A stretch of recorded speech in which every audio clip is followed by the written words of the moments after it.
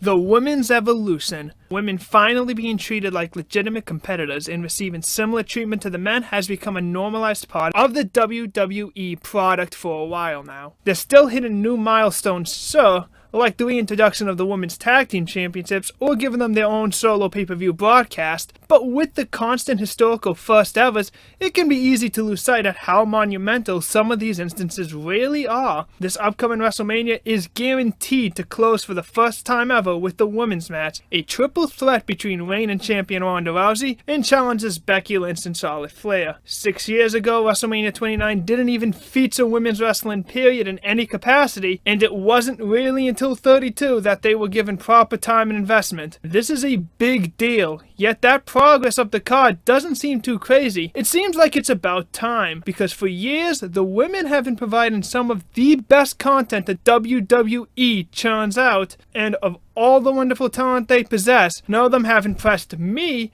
as much or as consistently as Asuka. I'm just going to say it outright. Asuka is easily my favorite women's wrestler of all time, and very possibly my favorite wrestler ever. Unfortunately, being an Asuka fan is a roller coaster experience because, truth be told, I intended on making this video last year with the premise being to help curb any backlash Asuka might have gained for remaining undefeated for another whole year until losing in the main event of WrestleMania 35 against Ronda Rousey. I legitimately believed that was the likely case, but instead, Asuka ended up jobbing to Carmella in ridiculous fashion before disappearing for an entire month, in which case I was going to reframe the video as an attempt to remind WWE of just how special she is. But hey, at least now she's the SmackDown Women's Champion. Asuka gonna tap out, oh my god! Oh, come on! See what I mean about this being a roller coaster ride? How does somebody lose a championship less than 2 weeks away from the biggest show in the company in a match with zero build or anticipation behind it? Oh well,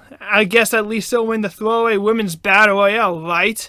Right? But I'm not here to complain about Asuka's booking. There's plenty of negativity, justifiably so in this case, about WWE on the internet, and I'm not interested in contributing to it.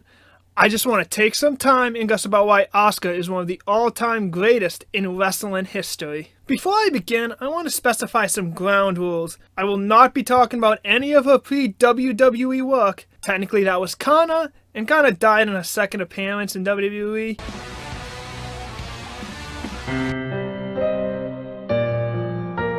But mostly because I'm not familiar with it. I've seen bits and pieces of it, but not enough to really incorporate into the video. I wouldn't even know how to approach Evil Clown Asuka, but I love it. I also won't be discussing any of the reasons to love her outside of wrestling, of which there are many. Like, she performed Rakugo, dude, that's so cool! Anyway, there's no better place to start than with her entrance. With maybe the exception of Finn Balor, I think Asuka has the best entrance in all of WWE. It contains all the elements an amazing entrance needs. Now let's break it down piece by piece. One of the most crucial elements in an entrance is the music itself, most specifically, the opening notes played. The most iconic example is probably Stone Cold's Glass Saturn, or The Undertaker's Gong. Just hearing those quick sound bites alone in a wrestling arena will cause the audience to explode. Having these identifiable sounds informs the audience of who's coming out, immediately allowing them to quickly react to the characters themselves. Pops in wrestlings can be satisfying, and many of the loudest in WWE's history came exclusively at the beck and call of the opening notes. In fairness, Asuka's doesn't really rely on sound alone, but the lights turning off in conjunction with the winding down notes that quickly lead into the pounding drum sounds. Those pounding drums work just as effectively as an easy recognizable soundbite, and occasionally, for interruptions, they'll rely solely on that. I love how this entrance's opening utilizes transitions. The timing on it is brilliant. The lights going off, the light flickering in sync to the beat, and most importantly, the explosion of color and appearance of Asuka herself being timed perfectly as the song shifts over to its lyrical content. This provides a sense of anticipation to her entrance, with build-up to her reveal elevating her aura. This is something that entrances like The Undertaker's or Chris Jericho's also expertly communicate. The most boring part of any entrance is usually the walk down the ramp to the ring. This segment is essentially filler, just necessary time to kill in between the opening ramp bit and the ending and ring bit, where most wrestlers will have their signature moments featured. A notable example of this is Kane, one of my favorite entrances ever, but it's undeniable that the middle bit is just biding time. And that's why the mark of a great entrance is being able to convert that part from boring pattern to something more interesting. There's a few ways you can accomplish this. One way is by setting a different pace. John Cena runs down the ramp in a burst of energy, whereas The Undertaker moves a mile a millennia. Another method is by simply embodying your character with more interest in movement. Think Vince McMahon and his famous stride, or the Bushwhackers weird arm thing. This is how Asuka does it, with a tantalizing dance down the ring. Not only does it carry with it more personality, but even more essential to its success is that although she has various key movements still in this part that are usually repeated each time, the order of them aren't locked in place, nor is their appearance guaranteed. So there's a grander scope of variety and experience in her entrances since the flow of segments isn't rigidly structured. The third element of a fantastic entrance that Asuka's features is additional wardrobe and or props. Entrances serve as an introduction of a wrestler's character to the general audience. The best ones need to somehow imbue the wrestler's personality into the entrance. Chris Jericho is a great example of this. Whether it be a silly scarf or a light-up jacket, there's always some personality to his entrances. Another strong example being Ric Flair with his lavish robes, or The Undertaker's iconic hat and jacket combination. Asuka herself brings quite a few accessories to the table. Most recently, she started including a Japanese hand fan into her entrance, which pays more homage to her heritage while also enhancing the sense of mystique and variety of movements she can utilize during the ramp segment of her entrance. But the mainstays are her kimono and her mask, both of which are fantastic. Her kimono, which I'm pretty certain is a uchikake kimono, probably pronounced that wrong, are often beautifully detailed with colorful illustrations. And then there's the masks, reminiscent of no masks because naturally all of Asuka's additional wardrobe is rooted in Japanese culture. Regardless, while I appreciate that side of it, even without that dimension, the visual presentation is top notch. I love various designs of a mask, and yes, I even own one, which also means that her entrance is also product placement. A lot of wrestlers' entrance-specific wardrobes will just be them sporting their t-shirts, which makes sense because they want to highlight their merchandise. But Asuka's masks are integral to her presence, so it feels like the merchandise was made specifically to cater to her character, rather than to just show support. However, just incorporating the wardrobe into her entrance doesn't really amount to much if she isn't creating any memorable iconography using them. These additional attire pieces alone do add character to the individual wrestlers, but the ones that truly stand the test of time are the ones that manage to make the process of removal the climax of the entrance. Just removing the clothes already packs out, throwing the gloves down, ready to fight, punch to it, but further integration makes it feel truly special. The most legendary example here has to be Hulk Hogan tearing off his own shirt. Another great example of this is The Undertaker. Boy, does he come up a lot. The removal of the hat, the camera work, and the rolled back eyes is perhaps the most striking, consistent imagery in The Undertaker's history. For the most part, Asuka's fan and kimono mostly serve to accentuate the oddities of her swagger, and there's nothing particularly noteworthy about how she rids herself of both attires. Unless you're a fan of shoulders, because if so, oh boy, this is the entrance for you. But the mask is something she absolutely nailed here. I love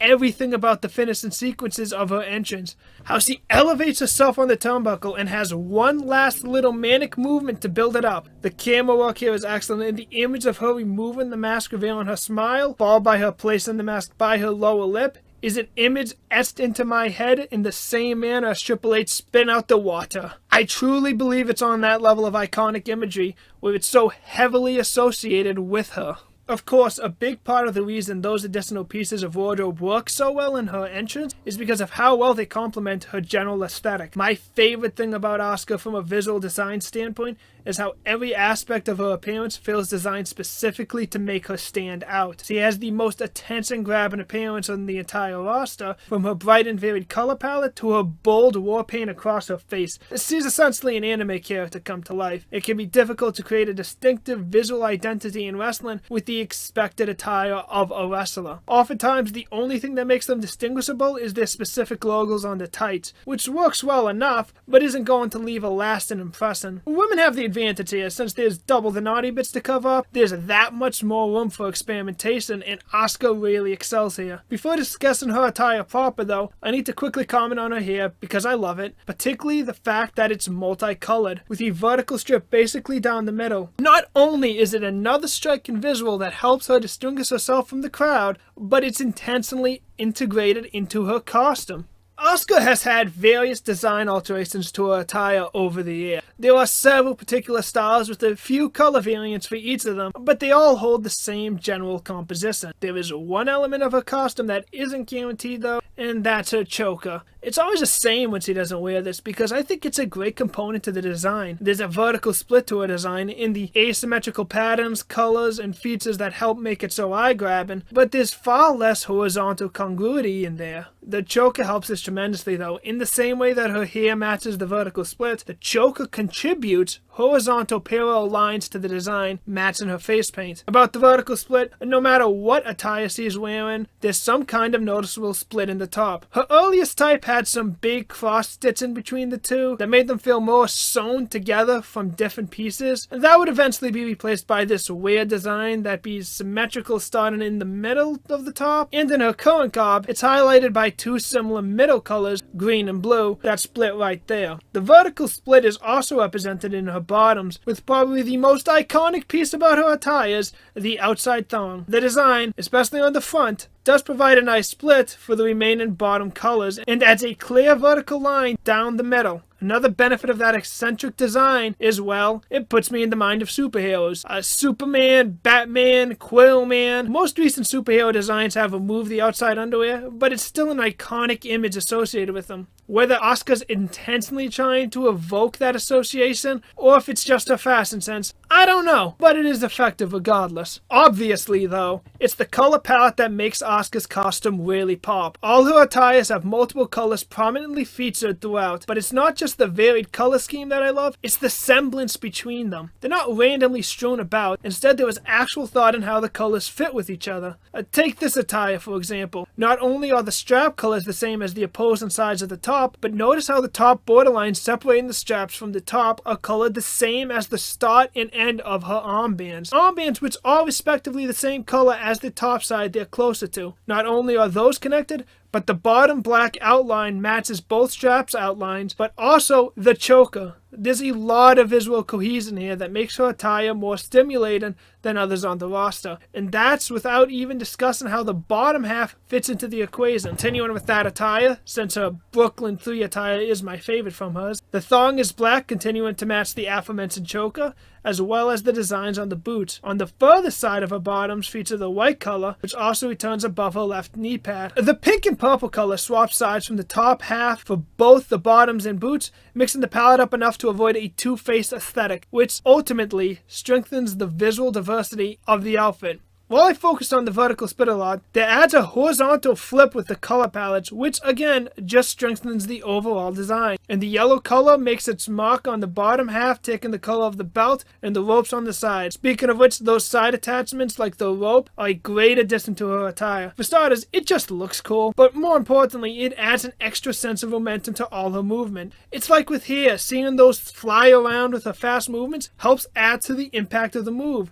You can do this color connection with any of her attires, like her most recent one for example. I love how the new two middle colors correlate to their sides' respective armband colors. But that's enough about her looks. What is this, the Divas era? It'd be disingenuous to dismiss the power of cultivating a strong visual identity, but at the end of the day, you're not going to become an all-time favorite on those merits alone. This is wrestling. You still need to be fully capable of performing once that bell rings. However, I still can't quite delve into her wrestling ability just yet. There's one more element I need to first address: her booking. A wrestler only has so much control over how their career is going to wind up. The rest is up to those in creative. Again, I'm going to avoid turning this video into a diatribe about my qualms with her booking post-WrestleMania 34, but it is vital to the success of her tenure in WWE to discuss the legendary undefeated streak she had pre-WrestleMania 34. For 914 days, 510 of those as NXT Women's Champion, Asuka remained undefeated in the WWE, accumulating 266 victories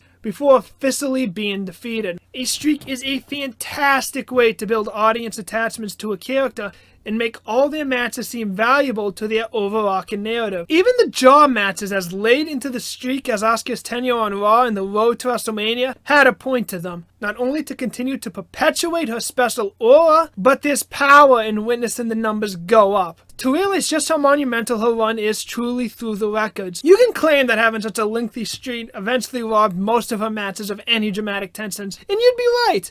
But I don't classify that as an issue. Since I started watching wrestling again in late 2016, the only match I ever thought Asuka was going to lose, or even had a chance to lose, was a bout against Ember Moon at Brooklyn 3. My heart wanted her to win, of course, and that combined with the context and story of the streak, led to that match feeling far more special. The rarer something is, the more meaningful those exceptions are, and few matches have ever got me as emotionally hooked as Asuka vs. Ember Moon did. And no loss hit me harder than her first defeat to Charlotte Flair at WrestleMania. The streak truly helped Asuka feel like a legitimate star, with a special aura unmatched by the rest of the locker room, and it's a big reason why her booking is criticized more heavily than many others, because her character in WWE was more intrinsically tied to her win-loss record than anybody else. That's not to imply the streak is why Asuka is so popular. There's been countless undefeated streaks in WWE's long history, and there's a few reasons why Asuka had the strongest duration of them, with her own abilities being a major one. Without the streak, Asuka would undeniably still become one of my all-time favorites, but the streak is a vital part of her initial appeal, and I think it complemented her character and wrestling style extremely well. An undefeated streak is a big deal, and as such, I prefer when the wrestler's moveset fit the streak itself. The Undertaker streak was context sensitive to WrestleMania, so Undertaker had WrestleMania specific moves. Goldberg's streak was all about quick dominance, so his moveset was constructed around fast power moves. I'm not saying that these were chosen specifically to prioritize the streak, but they certainly helped enhance the believability of their respective streaks. And this is true of Asuka too. For the best example, we need look no further than Survivor Series 2017 and one of her best moments winning as the sole survivor with 3 eliminations to her name. What stands out the most to me though is how every elimination was with a different maneuver. It was important for them to establish early on the main roster that Asuka has multiple ways to achieve victory, since that quality helped her prior matches in NXT greatly. She eliminated Natalya with the Asuka lock, her standard finisher. She eliminated Tamina with the cross armbar, like she famously did to Cameron back in NXT. And she eliminated Carmella with the buzzsaw kick, which is also how she defeated Bayley and Nia Jax in both of their second encounters. Having this versatility to her finishers did add some dramatic tension to her streak matches, making it less about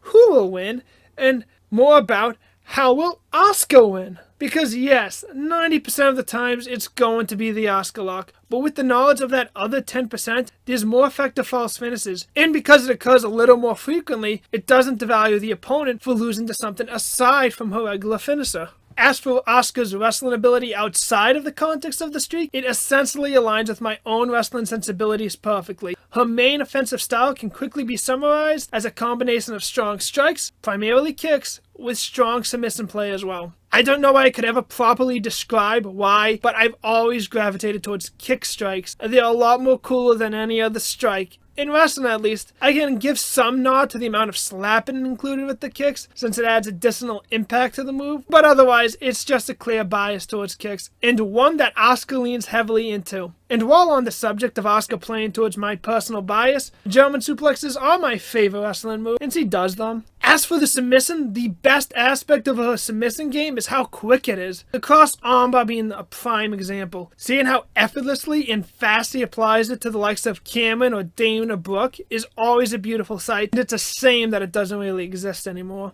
I'd be remiss without mentioning how awesome her counters can be. The highlight of her WrestleMania match with Charlotte was certainly her catching Charlotte in the triangle hold from a moonsault. But the most important submission in any wrestler's repertoire is their finish in submission, if they have one. I quite love submission finishes. It always feels more impressive to win by submission, and they can be more drama-inducing false finishes. There's also more opportunity for unique escapes with potential chain wrestling reversals specific to the finisher themselves, as opposed to just kicking out or getting a rope break. And the Asuka lock is a pretty great finisher for several reasons. Returning to my original point with her, it can be applied pretty quickly, often as a counter like from a moonsault against Charlotte again, or here against Billie Kay. But it can also be teased pretty efficiently with Asuka requiring some setup to lock it in, building suspense. I also like how she can transform into it. Sometimes it's akin to a zigzag, and I also love the times she'd set it up with a double chicken wing bomb. Though none of this would matter if the move didn't look devastating, which obviously it usually does. The only other signature move I feel warrants discussing is her run-in hip attack. This is easily the most theatrical weapon in her arsenal, unless you count live shows, in which case that distinction belongs to the Stinkface, which, sidebar, she performs the best Stinkface in the history of wrestling, and not just for how ridiculously into it she seems to get, but for the lead-in she adds. The jumping back butt magnet, as I've dubbed it, just increases the fun and anticipation of the move. Back on topic though, this signature move works on several levels. It maintains the speedy nature of the rest of her moveset, it can be done in a variance of situations, it can lead to some great crowd work, but most importantly, it can be utilized for the sake of the opponents. I love when wrestlers do this, when their signature move can, and frequently is, used for the benefit of the opponent. Asuka missing the run-in hip attack and getting caught in the ropes is not only a cool visual, but it's often a turning point in the match itself, allowing the opponent to seize advantage and mount some offense. It's not something that happens all the time, so you never question why Asuka still bothers doing it, like a former mixed match challenge partner The Miz with his it kicks. Speaking of the mixed match challenge, I should note that was a good showcase to display her talents as a comedic wrestler. I won't deny that she occasionally dipped too over the top for my taste, albeit that's expected in wrestling, but overall, I found myself constantly amused by her and Miz's antics in the mixed match challenge. I was particularly fond of the episode where she was incredibly worried over Miz costing her the streak, and the thumbs up gif belongs in the pantheon of greatest thumbs up gifs of all time. Even when she's not playing what boils down to a comedy bout, Asuka's in-ring ability is imbued with plenty of character work. Being as crisp and talented in the ring does a lot of favors,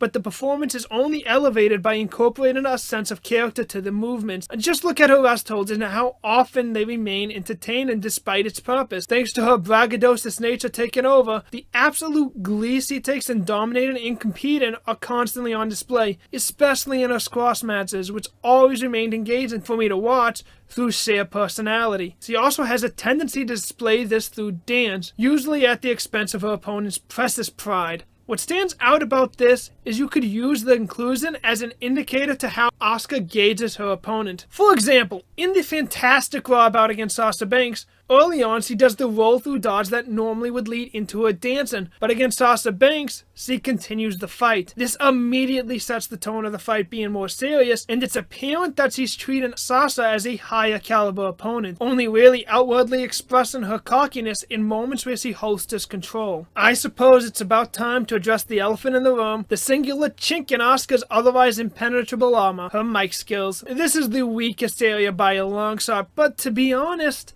I never really thought she was that bad. I'll fully admit that she's no Alexa Bliss, and that she'll never be able to string along lengthy sentences with the flow and fluency as the vast majority of the roster, but I don't find that to be a huge detriment to her character. Admittedly, this is partly because I don't evaluate her mic skills on the same scale as the rest of the division, because English isn't her first language, and it'd be ludicrous to expect her to be able to deliver the same high-quality promos the very best can provide. Still, I think it's kind of underrated in this regard. This might just sound like blatant fanboyism, but I genuinely believe she makes up for the language barrier, at least enough to remain entertaining whenever they give her the mic. For starters, she was very wise to develop a catchphrase. Nobody is ready for Asuka, because wrestling crowds don't really require nuanced soliloquies. All they really need is a buzz phrase that they can either say along with or pop at. It's actually a little startling how rarely foreign wrestlers coin an operative English phrase to elicit a reaction from the crowd. Granted, Asuka got lucky since her phrase happened to tie into the whole undefeated streak, making it a little weird to continue post-defeat, but it's already an established part of her persona, so fair enough. More importantly though, her body language is often far stronger than that of her compatriots. She's so animated in her mannerisms, so vivid compared to many of the others. Take, for example, this promo with Charlotte Flair. Charlotte's entire body remains stationary and stands still throughout her entire portion of this. Meanwhile, Asuka delivers with a burst of energy. There's more vibrancy to her performance. I love the moment where she soaks in her title, The Empress, with the little dance she does, synced with the crowd's response, as she doesn't go to speak again until they've settled down. And in the TLC contract signing, she's also so capable of stressing her words with enough power to get across the sentiments effectively. Of course, all while maintaining a heightened level of energy in her performance. And if all else fails, her transitions to Japanese features her speaking far more fluently while still conveying the emotions she's going for due to a combination of the tenor in her voice and the finesse of her body language. I'm not trying to convince anyone that Asuka is one of the best promos in the company, and I do think her mic time should be limited, as she can effectively connect to the audience without even needing to utter a single word. However, I stand by my stance that, considering the language barrier, Asuka's mic skills aren't bad, and her proficiency with body language is enough to carry her promos. It's the weakest part of her game, but honestly, I still think she does a good job there, especially considering the circumstances. I think by now it's clear precisely why Asuka is one of my all-time favorites, if not my favorite. She's just one of the most compelling figures in WWE history, with so many interesting intricacies in her art form. And this is why it's so disappointing that at WrestleMania, Asuka will likely be relegated to the pre-show, since the Battle Royales never make the main card, rightfully so. My hope for her to main event WrestleMania, as I once believed likely only a year ago, will likely never come to fruition. And while her career probably already peaked in WWE, there is cause to be optimistic about her future going forward. I mean, this loss to Charlotte is nowhere near as deadly as the feud with Carmella was. Even if she never truly rebounds though, instead of dwelling on the negativity of WWE's booking, I just wanted to take this time to appreciate all the hard work Asuka put into her craft. And her run up until WrestleMania 34 was truly special, providing me several of my favorite matches and moments in all of wrestling history. I don't know any other way to end this video than by restating my earlier stance. My favorite women's wrestler, perhaps my favorite wrestler of all time, is easily Asuka.